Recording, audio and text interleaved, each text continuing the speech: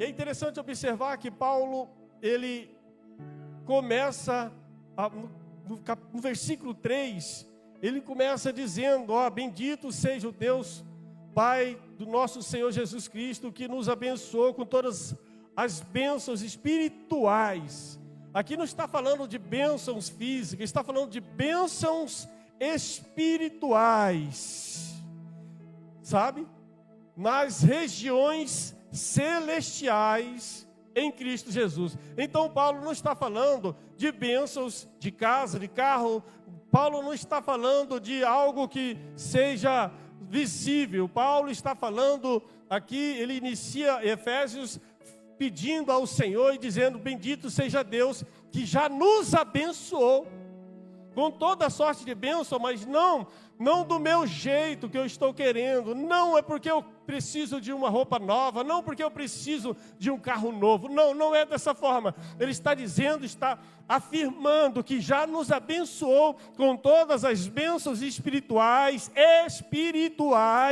nas regiões celestiais em Cristo.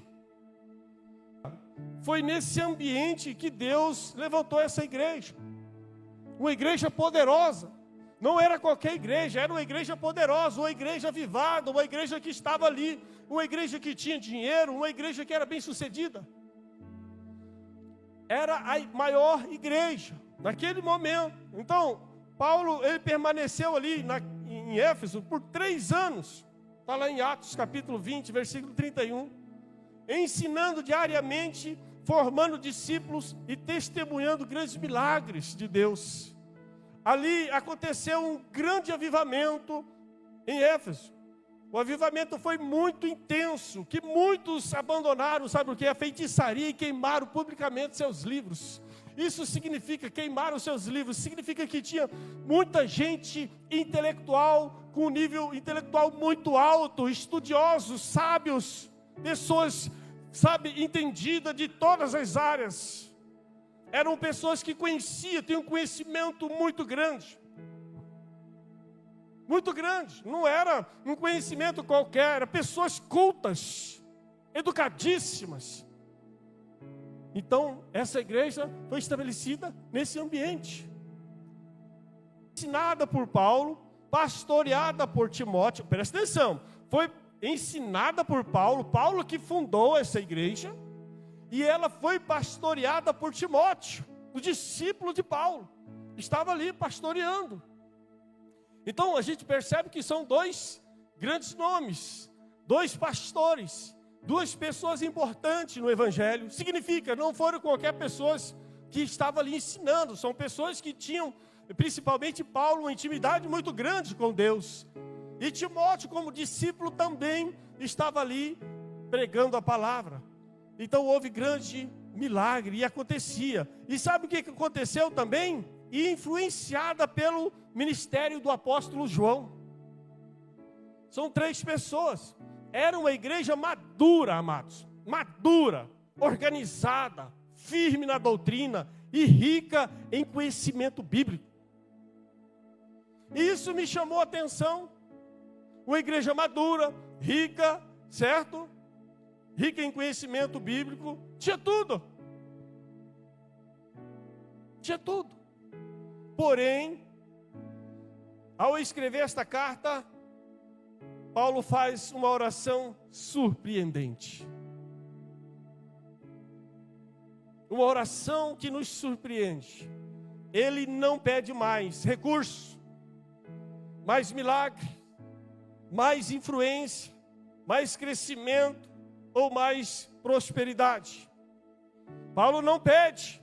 Na oração que Paulo faz, ele não está pedindo, Senhor, traz recurso para essa igreja, Senhor, traz prosperidade, Senhor, traz mais influência para essa cidade. Não, ele não está pedindo na oração dele. Era uma igreja estabelecida, madura, firme. Meu Deus. Mas no versículo 17, ele pede algo maior. Que lhes dê o espírito de sabedoria e de revelação, para que conheça melhor a Deus. Foi aí que me chamou a atenção. não é o grau da minha intelectualidade que me faz conhecer a Deus. Não é a quantia de dinheiro que eu tenho na conta que me faz conhecer a Deus. Não é. Não é a influência que me faz conhecer a Deus.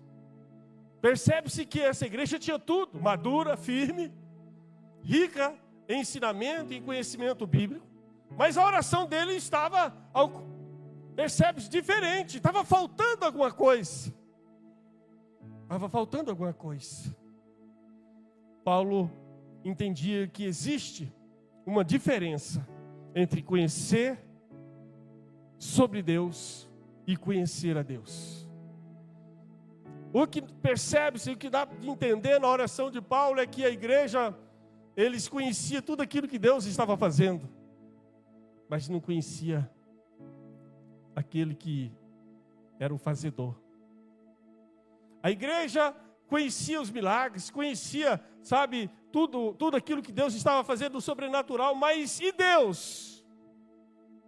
Então, há uma diferença em conhecer sobre o que Deus faz, e há uma outra diferença em conhecer a Deus verdadeiramente. Aqueles crentes possuíam doutrina, amados, conhecimento e experiências, mas ainda precisava de revelação para entender quem é Deus, quem era Deus. Eles não conheciam Deus de verdade. Eles estavam tomando posse do que Deus estava fazendo, dos milagres, do grande avivamento, mas e Deus, de fato, na oração de Paulo, estava dizendo, eles ainda não te conhecem. É isso que Paulo está dizendo. Eu oro e peço para que o Senhor traz sabedoria, espírito de sabedoria. Não tinha sabedoria. Se Paulo está orando pedindo sabedoria, porque não tinha sabedoria. Percebe-se que não é formação que te dá sabedoria. Não é você ser doutor ou pós em alguma coisa que te dá sabedoria. Não é. Não que isso não tem um grande valor, tem. Eu estou falando de algo maior do que isso. Eu estou falando de alguém maior e melhor que tudo isso. Eu estou falando de conhecer a Deus. E foi nesse momento, bem aí, que essa reflexão me veio ao coração. Porque muitas vezes nós pensamos que estamos em um nível tão alto de conhecimento que pensamos que já conhecemos Deus. Estamos em um nível tão alto que pensamos que não precisamos ir mais fundo. E não precisamos mergulhar nas profundezas do Espírito. E essa mensagem, esse sermão de hoje, nos leva a um confronto conosco mesmo, mas nos leva, sabe a quem? A um amigo chamado Espírito Santo. É só Ele que pode nos levar a uma revelação profunda no Espírito, das coisas espirituais. Para conhecer Deus, porque Deus é Espírito. Porque, olha bem, Jesus disse lá em João capítulo 4, versículo 22, 23, 24 até o 26. Jesus conversando com a mulher de Samaria vai dizer, olha, o Pai procura tais adoradores que adorem em Espírito e em verdade, porque Deus é Espírito. Isso nos ensina uma verdade poderosa. É possível estar na igreja e ainda não conhecer Deus profundamente? É possível? É.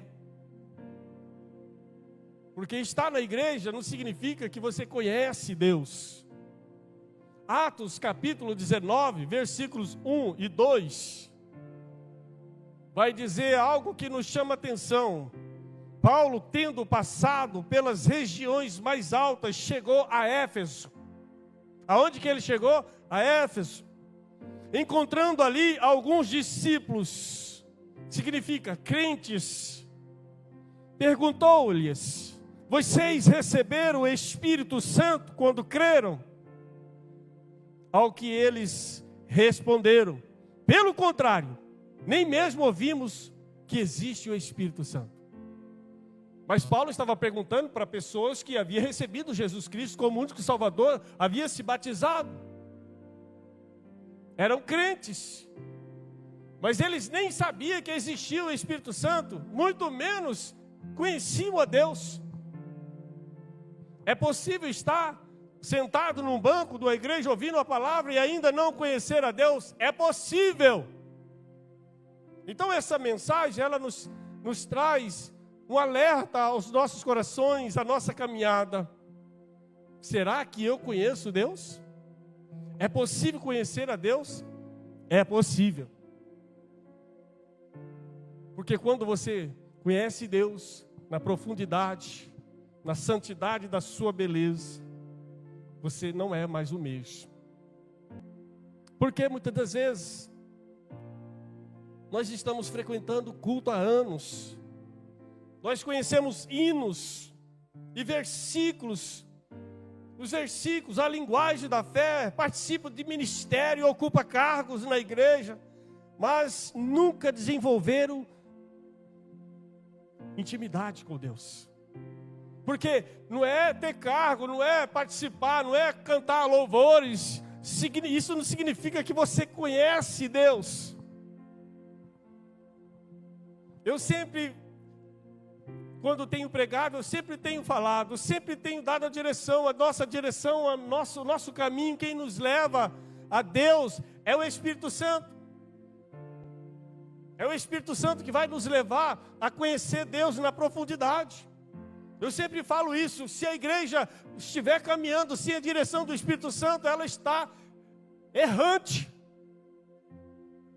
Porque Jesus foi para o Pai, mas Ele disse, vou pedir para que o Pai mande o Consolador, aquele que vai guiar vocês a toda a verdade, aquele que vai mostrar o caminho, aquele que vai dar direção, revelação para vocês de quem Ele é.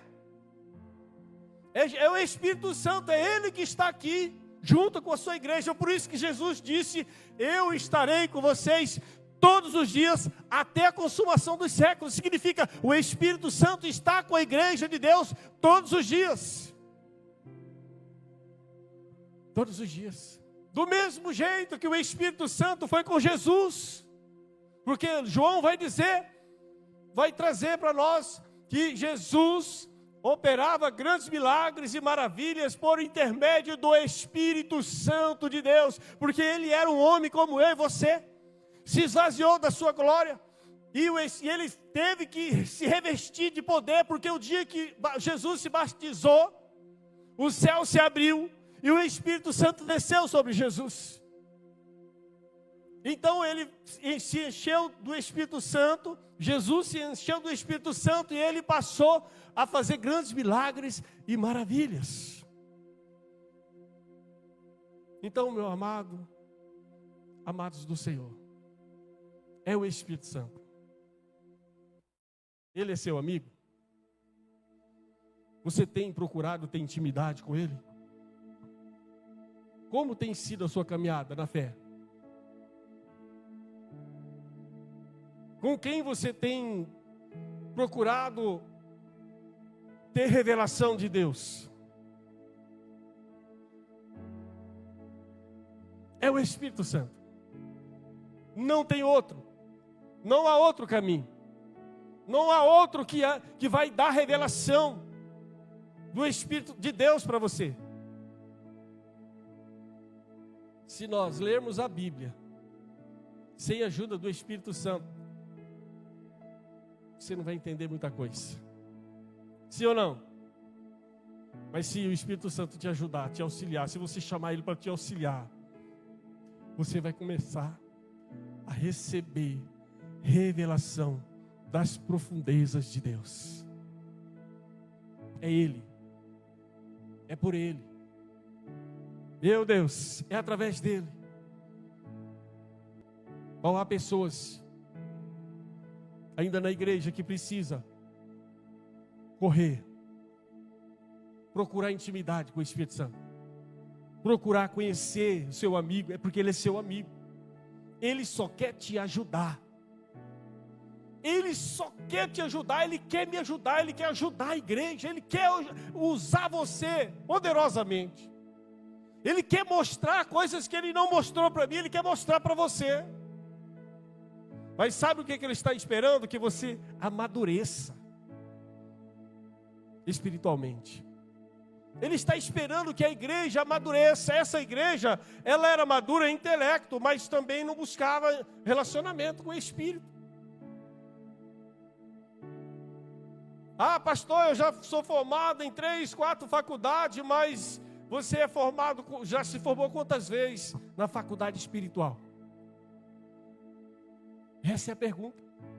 Porque para tudo nós se formamos, nos preparamos, sim ou não, para ter o conhecimento. Agora eu preciso conhecer a Deus. Eu vou me preparar como? Eu vou buscar aquele que é o professor. Quem é? O Espírito Santo. É Ele que ensina. É Ele que mostra, é Ele que, quando você abrir a Bíblia, você vai começar a ler, e você vai dizer: meu Deus, o que eu estou vendo, o que o Senhor está revelando para mim?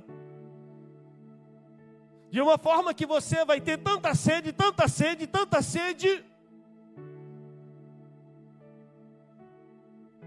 e a sua sede vai ser saciada. Só que não acaba, não para. Tem muitas pessoas que conhecem a religião, conhece a palavra como informação, mas não experimenta a palavra como transformação. Informação é muito bom, tem muita informação mesmo. Como eu devo me comportar? Aqui tem tudo que um ser humano, tudo que uma família precisa, está aqui. É informação, sim, mas nós vamos ficar só aqui nas informações. Nós precisamos ir mais fundo.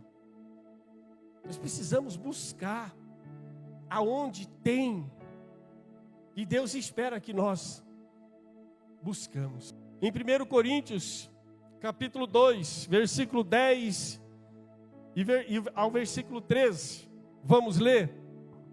1 Coríntios, capítulo 2, versículo 10 ao versículo 13, diz assim: Deus, porém, revelou isso a nós por meio do Espírito Santo.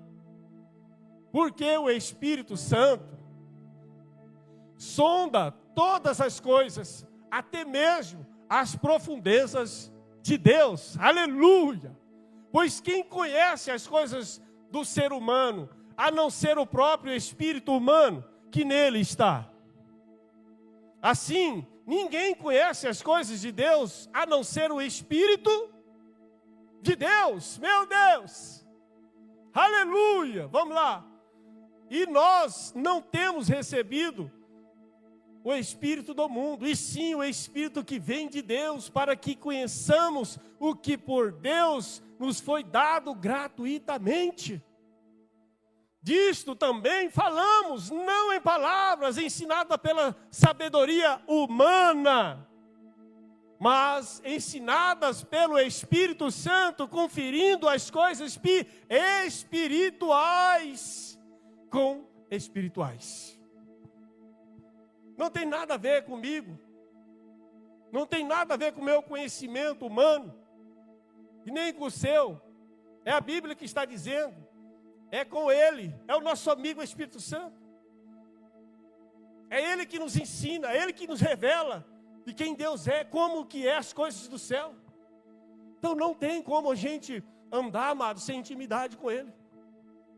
Porque a palavra do Senhor diz que quando você não consegue orar, Ele geme em seu lugar. Aleluia. Isso que é amigo, Ele geme.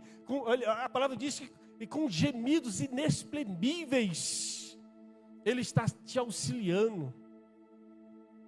Quem não quer ter um relacionamento com um amigo desse? Foi assim com Pedro, que recebeu a revelação de quem Jesus era. Foi assim com ele. Foi assim com Moisés, que conheceu os caminhos de Deus e não apenas os seus feitos. Foi assim com Paulo, que teve os olhos espirituais abertos no caminho de Damasco. E continua sendo assim hoje, porque quem recebe apenas informações acumula conhecimento. Mas quem recebe revelação encontra o próprio Deus. Quando alguém tem revelação de Deus, sua vida nunca mais será a mesma.